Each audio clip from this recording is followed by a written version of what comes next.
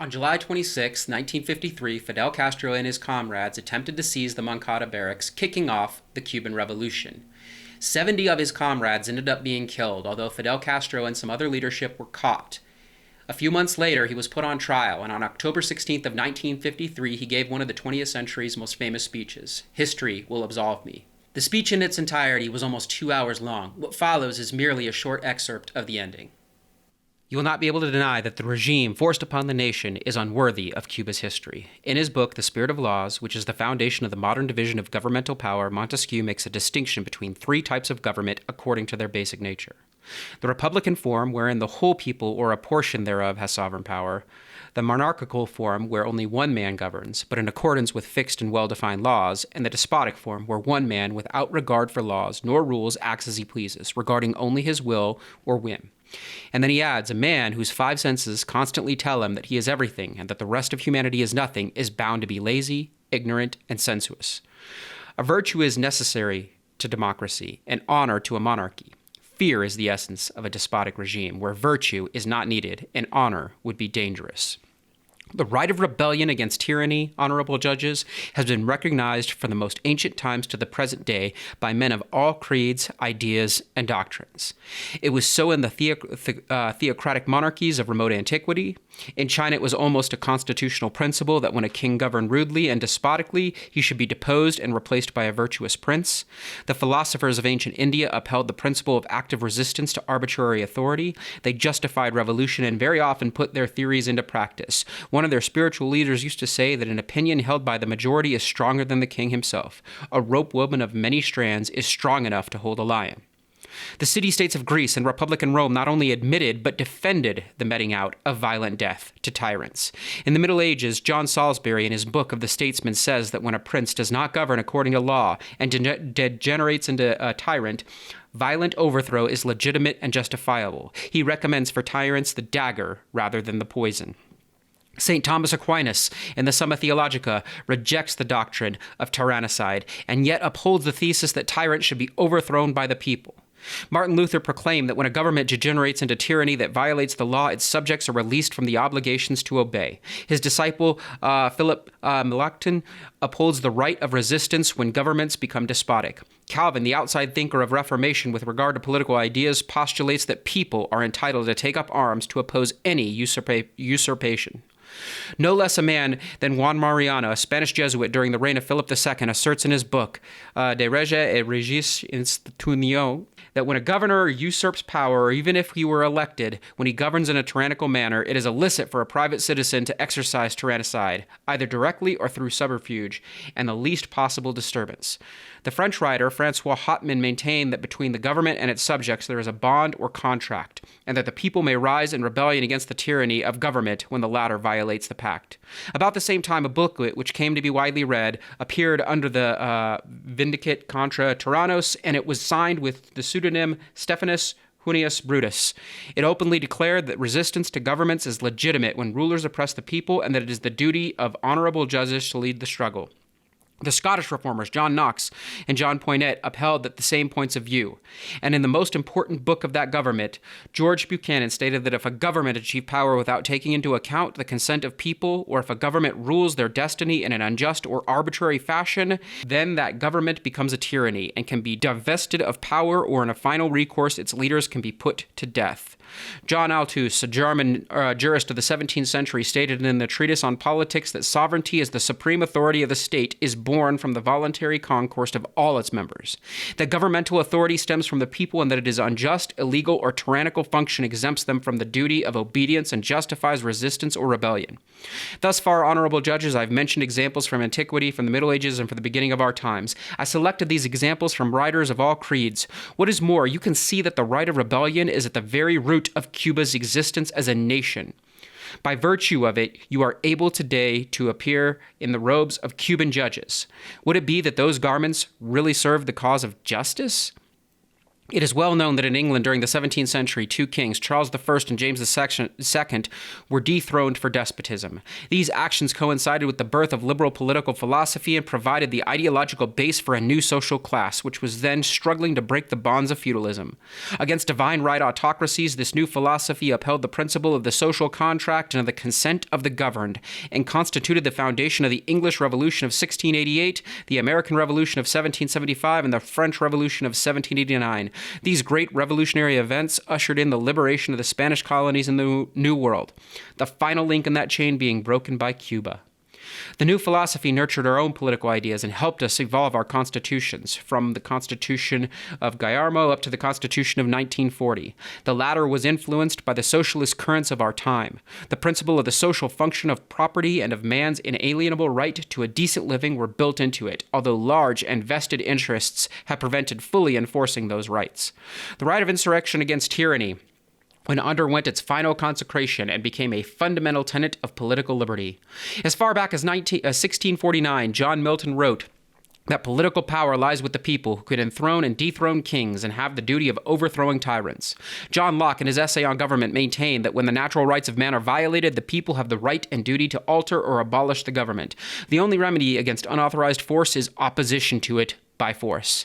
Jean-Jacques Rousseau said that great eloquence in a social contract, where a people sees itself forced to obey and obeys, it does well, but as soon as it can shake off the yoke and shakes it off, it does better, recovering its liberty through the use of very right that has been taken away from it. The strongest man is never strong enough to be master forever unless he converts force into right and obedience into duty. Force is a physical power. I do not see that what morality one may derive from its use. To yield to force is an act of necessity, not of will. At the very least, it is an act of prudence. In what sense should this be called a duty? To renounce freedom, it is to renounce one's status as a man, to renounce one's human rights, including one's duties. There is no possible compensation for renouncing everything. Total renunciation is incompatible with the nature of man, and to take away all free will is to take away all morality of conduct. In short, it is vain and contradictory to stipulate on one hand an absolute authority and on the other an unlimited obedience. Thomas Paine said that one just man deserves more respect than a rogue with a crown. The people's right to rebel has been opposed only by reactionaries like that clergyman of Virginia, Jonathan Boucher, who said the right to rebel is a censorable doctrine derived from Lucifer, the father of rebellions.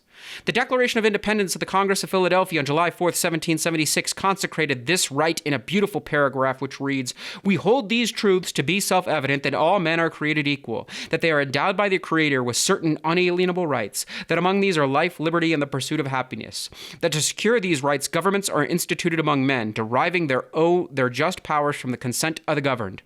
That whenever any form of government becomes destructive of these ends, it is the right of the people to alter or abolish it and to institute a new government, laying its foundation on such principles and organizing its power in such form as to them shall seem most likely to affect their safety and happiness."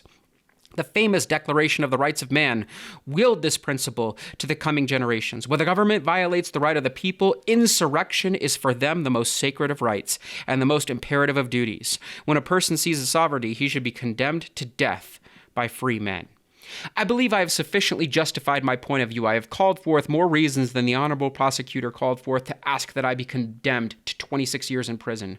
All these reasons support men who struggle for the freedom and happiness of the people. None support those who oppress the people, revile them, and rob them heartlessly. Therefore, I have been able to call forth many reasons, and he could not adduce even one. How can Batista's presence in power be justified when he gained it against the will of the people and by violating the laws of the Republic through the use of treachery and force? How can anyone call legitimate a regime of blood, oppression, ignorance? How could anyone call revolution a regime which has gathered the most backward men, methods, and ideas of public life around it? How can anyone consider legally valid the high treason of a court whose duty has to defend the Constitution? With what right do the courts send to prison citizens who have tried to redeem their country by giving their own blood, their own lives? All this is monstrous to the eyes of the nation and to the principles of true justice. Still, there's one argument more powerful than all others. We're Cubans, and to be Cuban implies a duty. Not to fulfill that duty is a crime, is treason. We're proud of the history of our country. We learned it in school and have grown up hearing of freedom, justice, and human rights. We were taught to venerate the glorious example of our heroes and martyrs. Cespedes, Agramante, Maceo, Gomez, Martí were the first names engraved in our minds. We were taught that the Titan once said that liberty is not begged for, but won with the blade of a machete. We are taught that for the guidance of Cuba's free citizens, the apostle wrote in his book, The Golden Age, "The man who abides by unjust laws and permits any man to trample and mistreat the country in which he was born is not an honorable man." In the words, there must be a certain degree of honor, just as there must be a certain amount of light. When there are many men without honor, there are always others who bear in themselves the honor of many men. These are the men who rebel with great force against those who steal the people's freedom, that is to say, against those who steal honor itself. In those men, thousands more are contained, an entire people is contained, human dignity is contained. We were taught that the 10th of October and the 24th of February are glorious anniversaries of national rejoicing because they mark the days on which Cubans rebelled against the yoke of the infamous tyranny. We were taught to cherish and defend the beloved flag of the Lone Star and to sing every afternoon the verses of our national anthem. To live in change is to live in disgrace and in opprobrium, and to die for one's homeland is to live forever. All this we learned and will never forget, even though today in our land there is murder and prison for the men who practice the ideas taught to them since they were in the cradle. We were born in a free country that our parents bequeathed to us, and the island will sink into the sea before we consent to be slaves of anyone. It seems that the apostle would die during his centennial. It seemed that his memory would be extinguished forever. So great was the affront, but he is alive. He's not dead. His people are rebellious. His people are worthy. His people are faithful to his memory. There are Cubans who have followed, defending his doctrines. There are young men who in magnificent selflessness came to die beside his tomb, giving their blood and their lives so that he could keep on living in the heart of his nation. Cuba, what would have become of you had you let your apostle die? I come to the close of my defense plea, but I will not end it as lawyers usually do, asking that the accused be freed. I can't ask for freedom myself while my comrades are already suffering in prison on the Isle of Pines. Send me there to join them and share their fate. It's understandable that honest men should be dead or in prison or in a republic where the president is a criminal and a thief. To you, honorable judges, my sincere gratitude for having allowed me to express myself free from contemptible restrictions. I hold no bitterness towards you. I recognize that in certain aspects you've been humane. And I know that the chief judge of this court, a man of impeccable private life, cannot disguise his repugnance at the current state of affairs that compels him to dictate unjust decisions. Still, a more serious problem remains for the Court of Appeals, the indictments arising from the murders of 70 men, that is to say, the greatest massacre we have ever known. The guilty continue at liberty and with weapons in their hands, weapons which continually threaten the lives of all citizens. If all the weight of the law does not fall upon the guilty because of cowardice or because of domination of the courts, and if then all the judges do not resign, I pity your honor, and I regret the unprecedented shame that will fall upon the judicial power. I know that imprisonment will be harder for me than it has ever been for anyone, filled with cowardly threats and hideous cruelty. But I don't fear prison. I don't fear the fury of the miserable tyrant who took the lives of 70 of my comrades. Condemn them. It doesn't matter. History will absolve me. If you'd like more information on the Cuban Revolution, check out our other videos.